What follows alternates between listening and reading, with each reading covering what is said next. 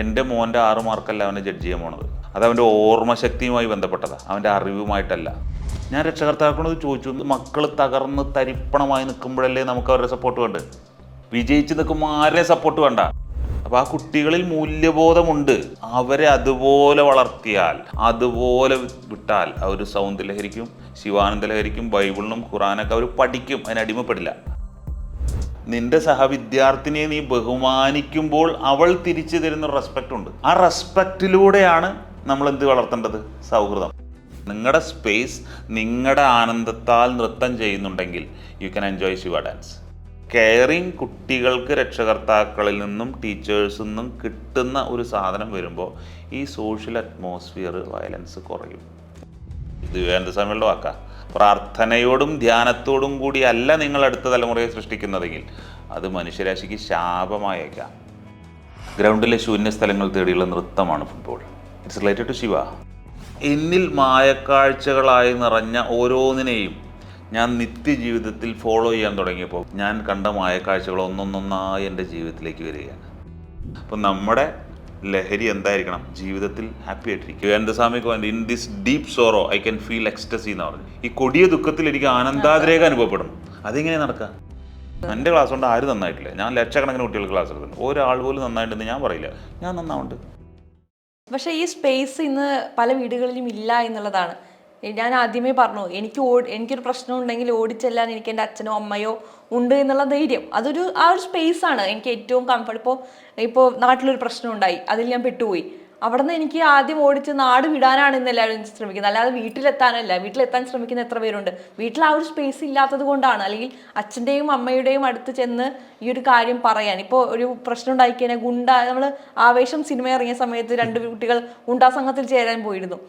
അവിടെ അവർ ആ ഒരു സ്പേസിലാണ് അവർ അതിലൊരു ആനന്ദം കണ്ടെത്തുന്നത്.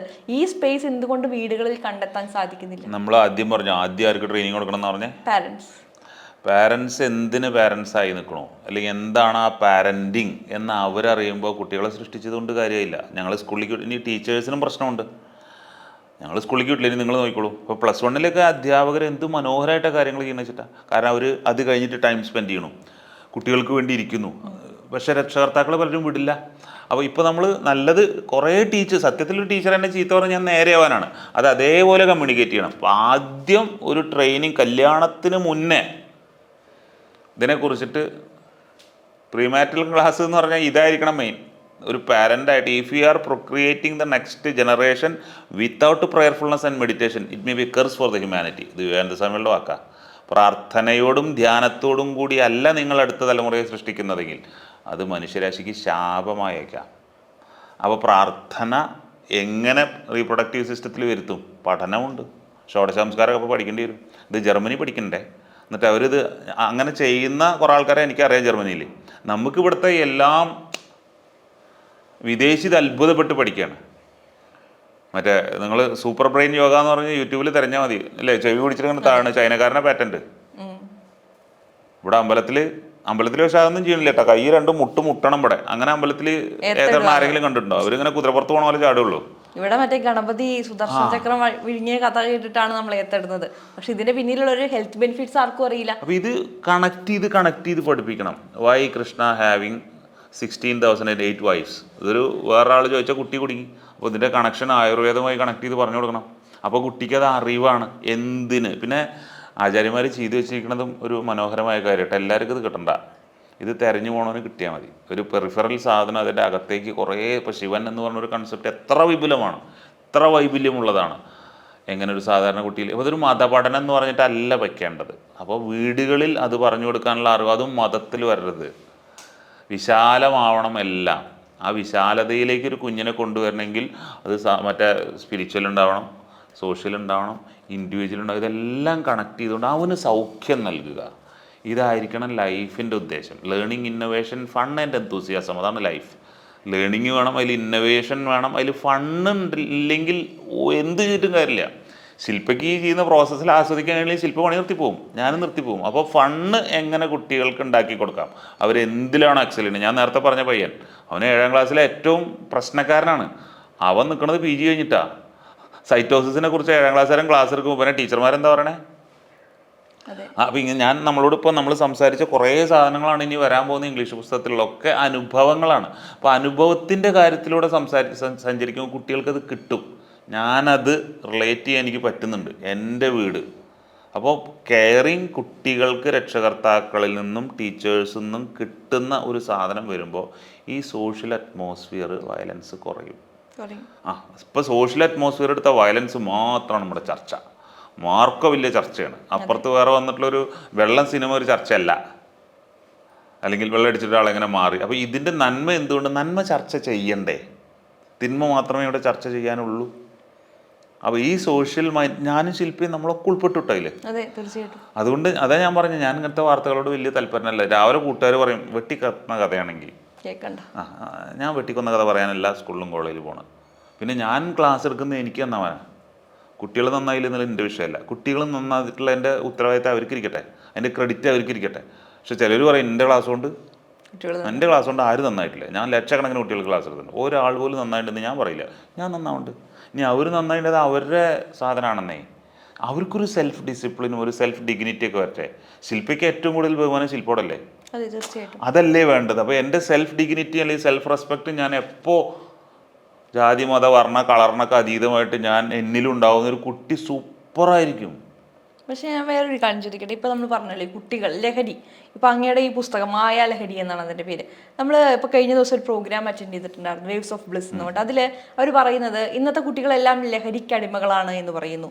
പക്ഷേ ഈ നമ്മൾ പറയുന്ന ഈ കഞ്ചാവും MDMA-യും അല്ലെങ്കിൽ മദ്യവും അതിലൊക്കെ മുകളിലുള്ള ഒരു സൗന്ദര്യ ലഹരി, അല്ലെങ്കിൽ ഇപ്പോൾ അങ്ങ് എഴുതിയ പുസ്തകങ്ങൾ മായാലഹരി, അതിൽ നൃത്തമുണ്ടാകാം, പാട്ടുകൾ ഉണ്ടായിരിക്കാം, അതല്ലെങ്കിൽ അതുമായി ബന്ധപ്പെട്ടിട്ടുള്ള ഒരുപാട് നമ്മൾ എക്സ്ട്രാ കരിക്കുലർ ആക്ടിവിറ്റീസ് എന്ന് വിളിക്കുന്ന ഒരു വിഭാഗം, അതാണ് ഏറ്റവും വലിയ ലഹരിയായി. അതിനെ ലഹരിയായി എടുത്തു കഴിഞ്ഞാൽ ഇത്തരത്തിലുള്ള ചെറിയ ഒന്നുമല്ലാതെ ആകും. അവിടെ ഞാൻ നേരത്തെ പറഞ്ഞ സ്കൂളിൽ ഇത് തുടങ്ങണം. ഇപ്പോൾ യോഹനാൻ ക്രൈഫ് എന്ന് പറഞ്ഞ ഹോളണ്ടിൻ്റെ ഒരു ഫുട്ബോൾ ഇതിഹാസമുണ്ട്. അദ്ദേഹം പറഞ്ഞിട്ടൊരു കാര്യം, ഗ്രൗണ്ടിലെ ശൂന്യ സ്ഥലങ്ങൾ തേടിയുള്ള നൃത്തമാണ് football. It's related to Shiva. അപ്പോൾ ശിവനും പാർവതി എന്ന് പറഞ്ഞൊരു മതത്തിൻ്റെ കൺസെപ്റ്റ് അല്ല. ഈ ആങ്കറിങ് എന്ന് പറഞ്ഞൊരു സാധനം ശില്പയുടെ പാഷനാണെങ്കിൽ, ശില്പയ്ക്ക് ആ പാഷനും വരുമാനവും മീറ്റ് ചെയ്യുന്നൊരു സ്പേസ് ഉണ്ടെങ്കിൽ you are living in A സൗന്ദര്യ ലഹരി. അപ്പോൾ എവിടെയാണോ എൻ്റെ പാഷനും എൻ്റെ വരുമാനവും മീറ്റ് ചെയ്തിട്ട് എൻ്റെ ലൈഫിനെ എനിക്ക് എൻജോയ് ചെയ്യാൻ പറ്റുന്നത്, അവിടെ മാത്രമേ ആനന്ദം ഉണ്ടാവുള്ളൂ. ആ ആനന്ദം തരുമ്പോഴാണ് സൗന്ദര്യലഹരിയും ശങ്കരാചാര്യ എഴുതിയതും ശിവനും പാർവതിയൊക്കെ നമുക്ക് പഠിക്കേണ്ടി വരിക. നിങ്ങളുടെ സ്പേസ് നിങ്ങളുടെ ആനന്ദത്താൽ നൃത്തം ചെയ്യുന്നുണ്ടെങ്കിൽ you can enjoy Shiva dance. അത് എത്ര കുട്ടികൾക്ക് പറ്റും? എൻ്റെ ഇഷ്ടമല്ല പലരുടെയും പ്രൊഫഷൻ. വിദേശിക്ക് അതിനൊരു ചിലപ്പോൾ ഒരു ആൾട്ടർനേറ്റീവായിട്ട് സാധനം യാത്ര ചെയ്യും. അവൻ 10 മാസം പണിയെടുത്തിട്ട് 2 മാസം അവൻ യാത്ര ചെയ്യും. പക്ഷെ ഇവിടെ അങ്ങനെയല്ലല്ലോ നടക്കുന്നത്. നമ്മുടെ നാട്ടിൽ ഇപ്പോൾ ഒരു കല്യാണം ആലോചിക്കും. ഇപ്പോൾ എനിക്ക് കല്യാണം നോക്കുന്നുണ്ട്. അപ്പോൾ വീട്ടിൽ ഞാൻ ചെന്നിട്ട് കല്യാണത്തിൻ്റെ കാര്യങ്ങൾ പറയുമ്പോൾ അവർ നോക്കുന്നത് എന്താണ്? ജോലി. ഓക്കെ, ചുരുങ്ങിയത് BTech വരെ പഠിച്ചിട്ടുണ്ടാകണം, അല്ലെങ്കിൽ MBA ക്വാളിഫിക്കേഷനെങ്കിലും മിനിമം ഉണ്ടായേ പറ്റുള്ളൂ. അത് കഴിഞ്ഞ് ഇപ്പോൾ ഒരു നല്ല കമ്പനിയിൽ ജോലി ഉണ്ടാകണം, ഇത്ര രൂപ ഒരു പെർ ആനുവൽ ഇൻകം ഉണ്ടായിരിക്കണം, ഇതൊക്കെയാണ്. അപ്പം ഞാൻ ചോദിക്കുന്നത്, ഇത്രയും ക്വാളിഫിക്കേഷൻസ് നോക്കുന്നുണ്ട്, പക്ഷെ ഇദ്ദേഹത്തിന്റെ സ്വഭാവം എന്താണ്? അതാരും നോക്കുന്നില്ല.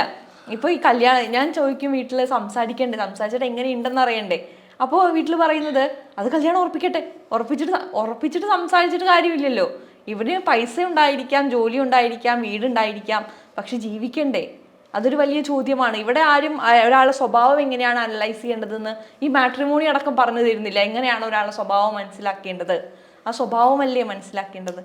അത് മനസ്സിലാകുമ്പോഴേ ലൈഫിൽ സക്സസ് ഉണ്ടാവുള്ളൂ. ഇപ്പോൾ നമുക്ക് പലരും പുറത്ത് ചിരിച്ച് നടക്കുന്ന ദമ്പതികൾ എത്ര പേര് അകത്ത് സ്വസ്ഥരാണ്? ഞാൻ പല വിമൻസ് കോളേജിലും പോയിട്ട് എൻ്റെ ഒരു ടോപ്പിക്ക് പീരീഡ്സിൻ്റെ സമയത്ത് മാനസിക സമ്മർദ്ദം. കുട്ടികളൊരു അരമണിക്കൂർ ആകുമ്പോഴേക്കും ഓപ്പൺ അപ്പ് ആവും. എന്നിട്ട് അവരോട് നമ്മൾ പറഞ്ഞു കൊടുക്കുന്ന ഒരു മെഡിറ്റേഷൻ, ആ 7 ദിവസം തൊട്ട് നിങ്ങൾ എന്തൊക്കെ ചെയ്തു, എത്ര പ്രാവശ്യം ടെൻഷൻ വന്നു എന്ന് ആലോചിച്ചിട്ട് എഴുതി വയ്ക്കാൻ പറഞ്ഞു. അത് ഫോളോ ചെയ്തിട്ടുള്ള കുട്ടികൾ പറഞ്ഞു ഈ 7 ദിവസം പോയി യാതൊരു പ്രശ്നമില്ല. കാരണം ആ സമയത്ത് ഫിസിക്കലി മെൻ്റലി നിങ്ങൾ വലിയൊരു ചേഞ്ചിലൂടെ കടന്നു പോകുന്നു. ആ സമയത്ത് അറിയാതെ ദേഷ്യം വരും. എനിക്ക് ആ സമയത്ത് ദേഷ്യം ഉണ്ടാകും എന്ന് പറഞ്ഞാൽ it's A statement for your brain. ആ സമയത്ത് ബ്രെയിന് ദേഷ്യം ഉണ്ടാക്കും. അപ്പോൾ പിള്ളേരുടെ എഴുതി വയ്ക്കാൻ പറഞ്ഞപ്പോൾ അവർ പറഞ്ഞു, എന്നെ ഞാൻ ഒബ്സർവ് ചെയ്യുമ്പോൾ എൻ്റെ പ്രശ്നങ്ങൾ മാറുന്നുണ്ട് സാറേ. എന്നെ ഞാൻ നന്നായിട്ട് നിരീക്ഷിക്കുമ്പോൾ എനിക്ക് ക്രിയേറ്റിവിറ്റി കൂടുന്നുണ്ട്, എനിക്ക് പഠിക്കാൻ കഴിയുന്നുണ്ട്. അപ്പോൾ ഈ സെൽഫായിട്ട് നിരീക്ഷിക്കുക എന്ന് പറയുന്നത് എന്താണ്? എൻ്റെ പഠനത്തെ ഞാൻ പിള്ളേരോട് പറഞ്ഞൊരു സാധനമാണ് ഈ മാർക്ക് ലിസ്റ്റ് ഫോട്ടോസ്റ്റാറ്റ് എടുക്കുക. എന്നിട്ട് അത് ചുമരിൽ ഒട്ടിച്ച് വയ്ക്കുക.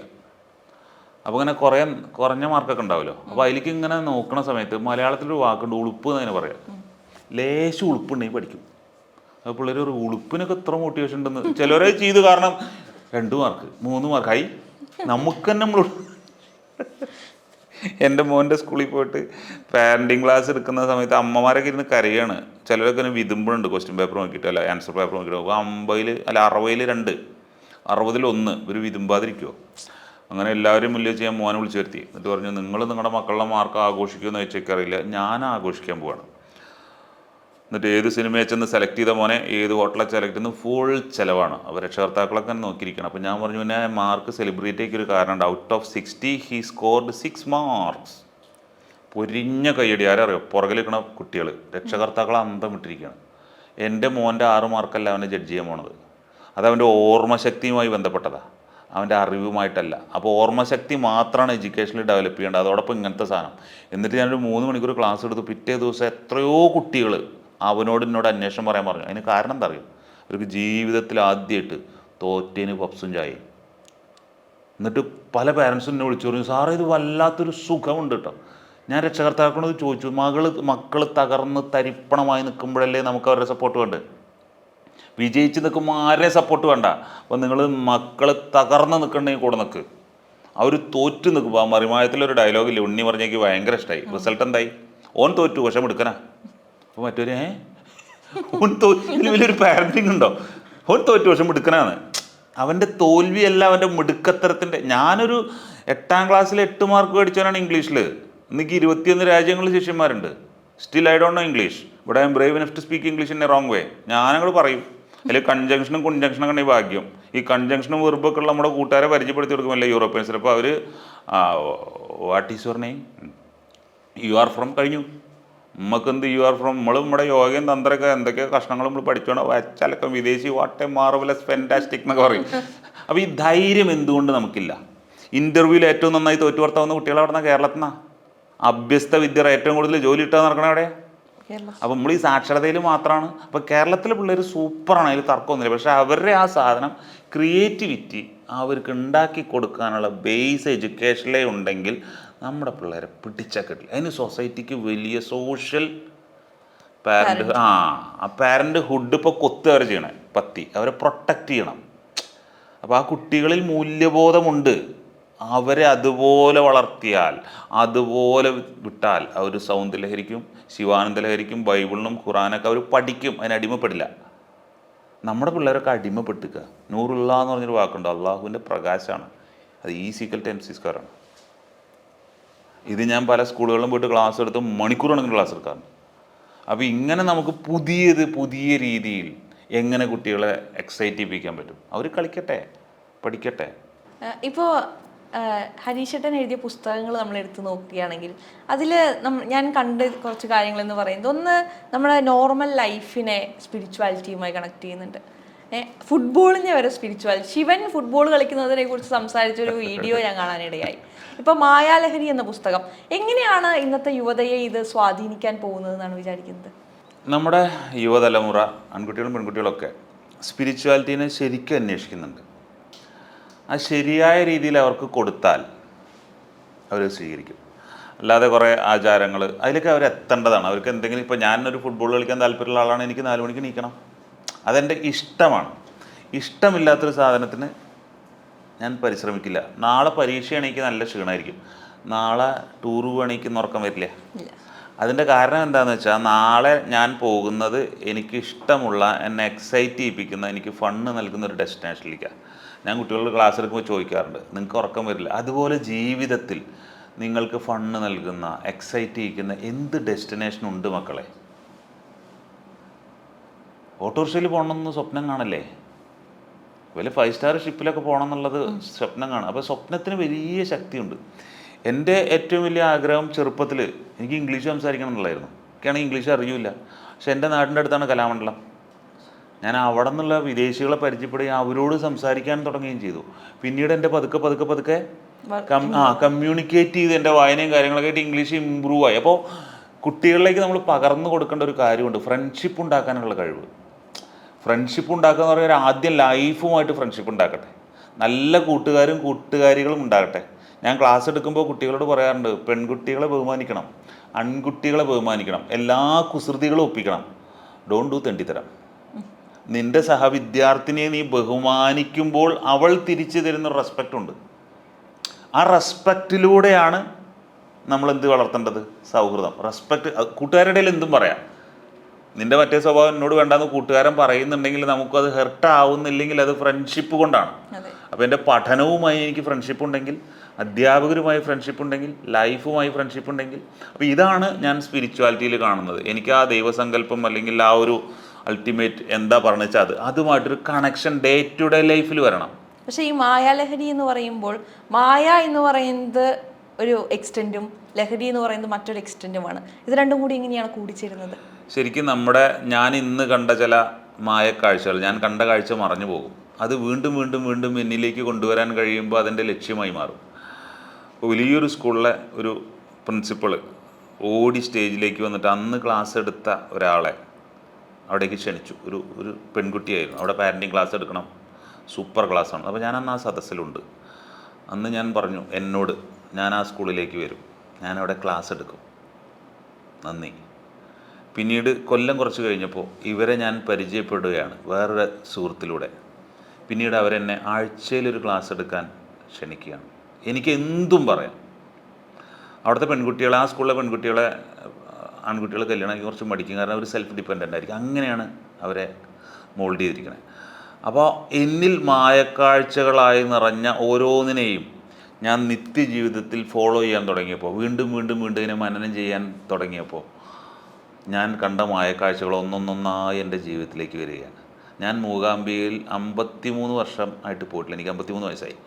53 വർഷമായിട്ട് ഞാൻ പോയിട്ടുണ്ടായിരുന്നില്ല. കഴിഞ്ഞ വർഷമാകുമ്പോൾ 52. ഞാൻ ആദ്യമായിട്ട് മൂകാംബികയിൽ പോയത് സൗന്ദര്യലഹരി എഴുതിയിട്ട് നടക്കി വയ്ക്കാനാണ്. അങ്ങനെ എത്ര പേർക്ക് പറ്റിയിട്ടുണ്ടാവുമെന്ന് വെച്ചാൽ എനിക്കറിയില്ല. ഞാൻ ഇതുവരെ കാശിക്ക് പോയിട്ടില്ല. ഞാൻ ഇനി കാശിക്ക് പോകുന്നത് നമഃശിവായ മന്ത്രത്തിനെ കുറിച്ചുള്ള പുസ്തകം വയ്ക്കാനായിരിക്കും. അങ്ങനെ ഞാൻ ഓരോന്നും മായ കാഴ്ചയാണ്. നമുക്ക് പലതും ചിന്ത ഉണ്ടാവും, വന്ന് മറഞ്ഞു പോകരുത്. അതിൽ നിങ്ങൾക്ക് ഡെഡിക്കേറ്റായിട്ട് നിൽക്കാൻ കഴിഞ്ഞാൽ ഈ മായയായി മറഞ്ഞു പോകുന്നതെല്ലാം ജീവിതത്തിൽ വരും.